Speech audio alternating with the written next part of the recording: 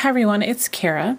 I wanted to share a quick card with you and show you the technique I used in making it.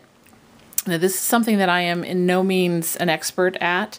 I actually saw it done on a video by, I think, Jennifer McGuire in one of her online classes that I took. And this is not a perfect example, as you can see when I get it closer. But basically, this is sticky back canvas, which you can get in a variety of sizes. This is just a small piece that I have left. It's got, the paper on the back, so when you take it off, it's sticky, and you can put it right down on the card without any other adhesive.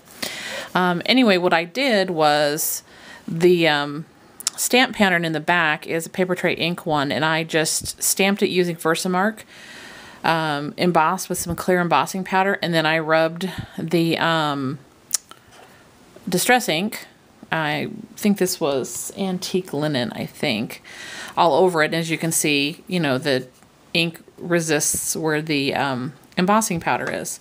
Obviously, this was just a first attempt, and I went ahead and used it just so I could kind of see what a finished card would look like. But it's not perfect. And I have another example over here where I was doing a pattern background just to kind of see. And you can see that, number one, I obviously still need practice, but it's difficult to line up when you're trying to cover the whole piece, because unless you're going to use a colored embossing powder, which kind of defeats the purpose, at least on what I was doing, you really can't see very easily where it ends, because as soon as the embossing powder is heated up, it becomes clear and hard to see.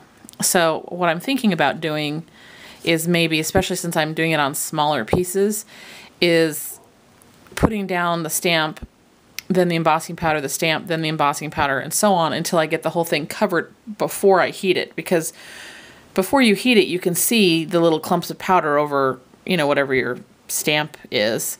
And so I'm thinking I'm going to give that a shot, which might make these pattern backgrounds a little bit easier to work with. But I also did do it with just one big one. And this one's still a little damp. The difference with this one, aside from the fact that it's just one stamp, is that after I got it all done, I also then sprayed it with some Perfect Pearl Mist that I made. So I don't know if the camera's picking it up, but it's kind of glittery. And, because Distress ink obviously reacts well with water, it kind of changed the color a little bit in the background. But that's, I think, a really pretty effect, and I will be using this on a card at some point. So I have one here that I've already stamped and embossed. Obviously, you can't see the pattern, and I'm not sure if it turned out perfect or not, but I at least wanted to show you kind of how it worked.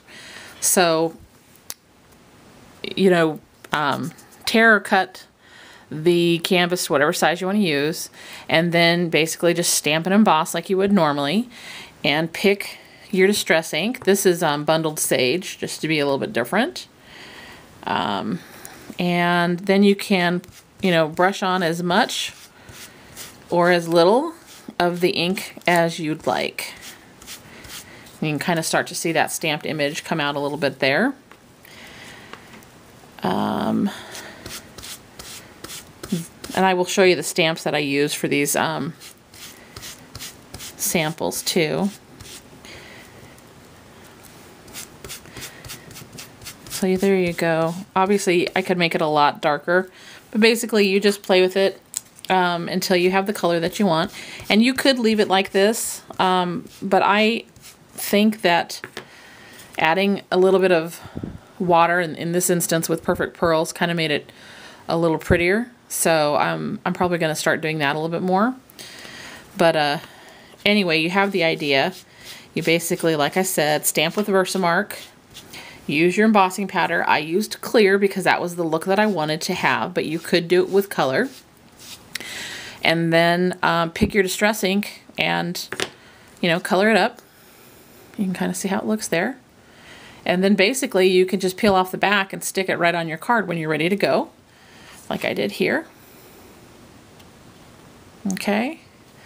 So for the 3 samples that I did here, if anybody's interested, I finally got into my Paper Tray ink stamps that I won, I think from last November. And I used 3 of the sets to try those out.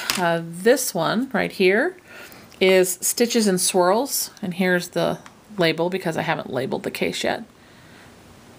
That's one part of it. This is actually right here, the stamp that I used. That's it. So it's Stitches and Swirls by Papertrey Ink. And then this one, the one that I just did with you, is, I'm never going to pronounce this right, I always butcher that, but it's the Mega, and then that word, and then Medallion. Obviously I didn't use that one, I used this one, and this one on there. So there's that. And this middle one, which didn't turn out so pretty, I used Background Basic Circles. I used this one right here, but there's one side, and then there's the other. So those are the stamps I used. You can see the effects that I got. Again, I believe I picked this up from Jennifer McGuire in one of her online classes, and I just hadn't gotten around to trying it. Wanted to try something a little bit new, and did this card, and kind of liked the look, and thought I would give it a shot and try again with these. So, and obviously you can do as you know, small or as large as you'd like, and you can also you know, do something, you know, get a little bit better at the background kind of thing, and die cut it. So you could stick it in whatever die cut machine you have and cut out a shape, which would be really adorable, I think. So anyway, let me know if you have any questions, if I, you know, wasn't clear enough with how I did it. And as always, thanks for watching. Bye.